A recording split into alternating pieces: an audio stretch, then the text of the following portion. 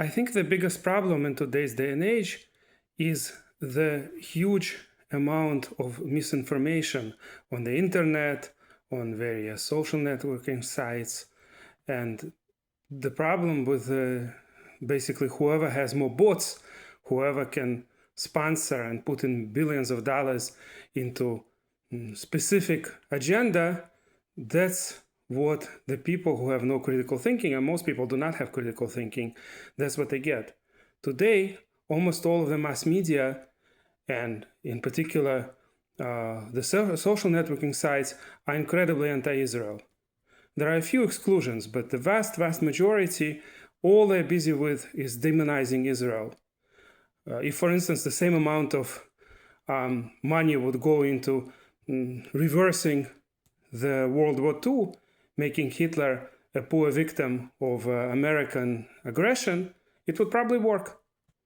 Chances are, if the same amount of money, the same amount of effort would go, yeah, it would look like poor Hitler who was attacked. So many German children died when Americans and the British and others bombed the German cities. So much suffering of the German people, everything broken.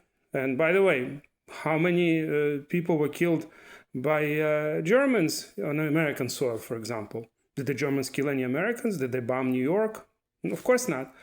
So with all of this, especially if it would all be with really vivid pictures, all the terrible suffering of the German people, and with completely ignoring who the Nazis were, what they wanted to do, what they actually did, then in theory you could convince most people to believe that the Germans are the victims and the Americans and the British and the Russians were the huge aggressor.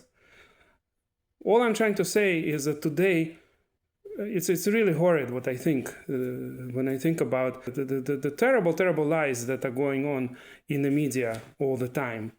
And it's really impossible to talk to people who were brainwashed, especially if it was done from early childhood. And this is not just true now in the Muslim countries. It used to be just the Muslim countries where everybody was brainwashed in terms of Israel. Now it's true about the Western countries.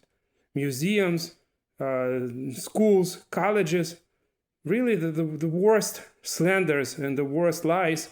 Of course, a lot of it has to do with the money that comes from Qatar and similar places, but also, like I said, social media and textbooks and everything with lies on top of lies. I know Hashem will save us anyway, but the worst thing is for the West itself.